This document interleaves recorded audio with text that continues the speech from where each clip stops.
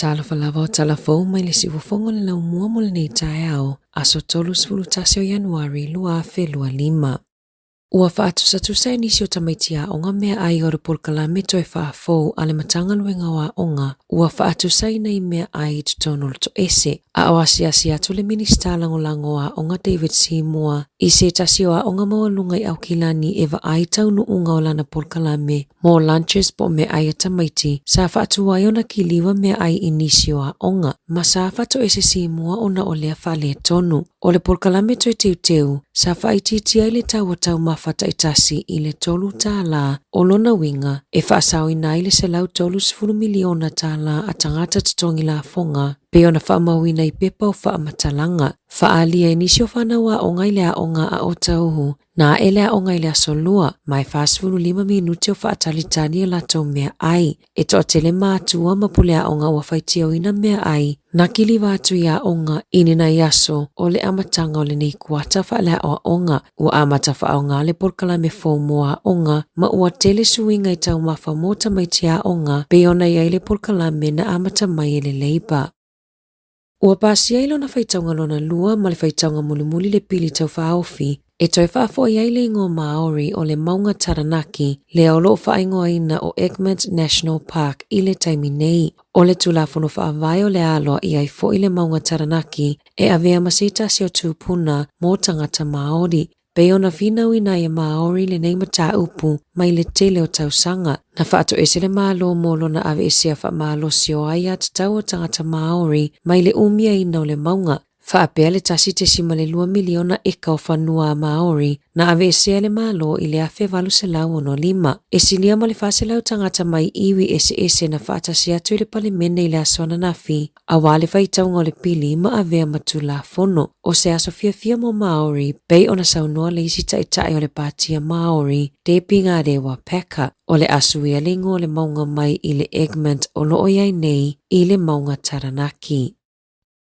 O le afiafia na nafi na whaatasi atua nisi o tangata mai atu moto le Pasifika, I le whaletusi o le Turnbull Library Wellingtone, e mai mua mamoli mawina le whaaninga o ata le Pasifika, na pueina I se tamaita I Netherlands I a Ans Westra. O le apolo ke tina tu whaatasia I le tamaita I a Suliana Vea, o Yesu ina mata upu tau I le Pasifika, masama walewa noi whaatala noa I le ali pulion si fonga lau mua, I lungo le tatu tautua I le vai aso nei, e te le vaenga ese o au nanga I le Turnbull Library, bei ona sau noa Suliana, e ai le vaenga eva ai ata na tapu e le fia tau sanga taluai, e ai fo le vaenga eva ai atustu singa, whapea mata upu tau I Maori, ai le ngata I leo le vaenga eva ai atala wha asolo pito, na amata lia le wha moe ana po I le sauni ngā lotu, tape na ina e se tamali I tonga suafa ia sa mani, ma wha asolo ai le wha alinga o atana pu e Ans Westra, mai le ekalesia me totisi I Taranaki, sa pu e ina mai le vaitau sanga ia feiwa se lau walu se fulu. O le vaitau fia afe o ata ile o mawhaiona wha ailo pe wha ingoa tangata olo o iai, o ata olo o au fia I ata o tangata tonga, Fiti, Sāmoa, ma papalangi, sa lolotu I le ekalesia me totisi I Taranaki, I le vaitau o le afeiwa se lau walu se fulu. O lo mawhaiona mai moa I ata I lunga le upenga tawhailangi a le Alexander Turnbull Library, sa ilipe search le Ans Westra and the Wesley Methodist Congregation. Na whaiwina wha le tatalo na saunie sa mani, ma sa mawhaiona wha atasi atua I nisi o le aufenga luenga a le si ufofongo le lau mua. Ua lapata ia le matanga luenga o le loto I whale tangata lau tele, ina ia mata la isi upenga ta whailangi tau whaasese po o fake websites, ua whaia nisi e talo sangai sitiseni, e se lau iwa 5 tāla le tau whaupopo I lungo le tau e tau ona tutongi e apala ia le sitiseni, pe ona wa ai lunga o ia upenga ta whailangi pepelo, whaaliere so upo le DIA e whaapea, o ala tau au nanga uma e au fiai tusi fo lau, o sitiseni, pepa whanau, pepa whaipo ma pepa mo maliu, e tā uona tarusanga I lungo le upenga ta whailangi, e whaaiu I le govt.nz, e tā uona matala ia tūlanga, ina ne I maua I le autau whaasese whaamaumaunga patino.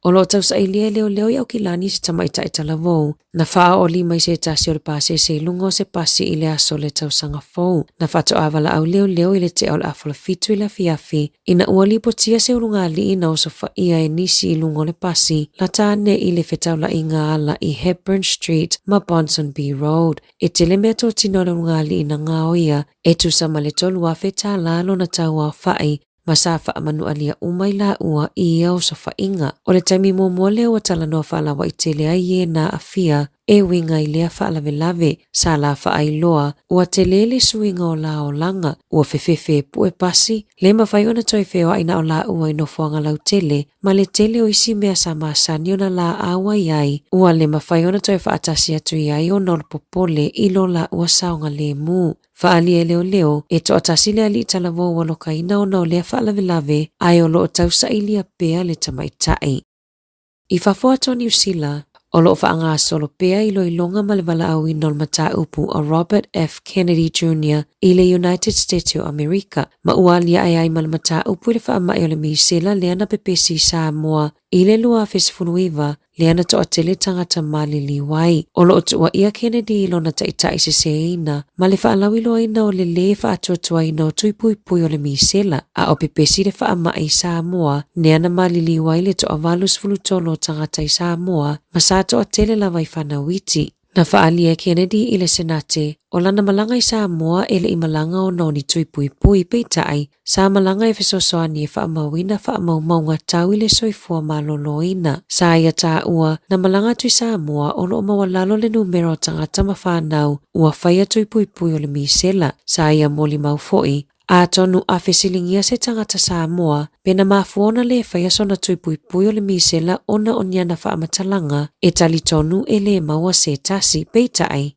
Na faalia le foma i o vaila au ma tuipui o New Zealand, Helen Petoses Harris, e na te tali tonu na iai si tangata i Sāmoa, na mafuona le faya o la tuipui, ona o faa matalanga na faya e Kennedy. I taalonga, ua toi sauni le tamaita i alova a New Zealand, Dame Lisa Carrington, e toi tausini o i taalonga o Olimpika i le lua felua valu, lea e tani maloa i LA, na tulanga ese le alova a Carrington i taalonga o Olimpika i pale, i le tausanga taluai, masaya mawainaipi ne aura tonu, i le ka faa, ka lua, ma le ka tasi. O le tausini o ai o Carrington i le Olimpika o le lua felua valu, o le aavea lea mana Olimpika lona lima, talumaila na Olimpika mua i le lua fesefulu lua i lone tona. Sa to o tele tangata na fesiningia peto e tausini o i le isi Olimpika o lumanai, i le taimina umaita alonga i pale, ai o lewa tali manino Carrington, malona loto fia o le ato e tausini o ai mo New Zealand.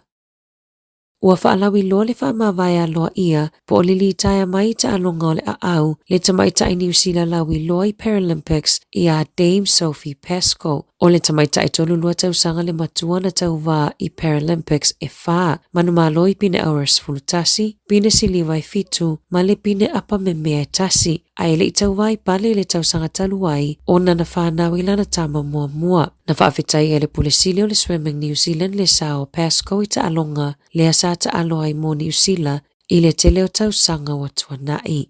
Tala Fou ia mai le si ufofongo le lau mua mo le nei vaenga o le tae ao.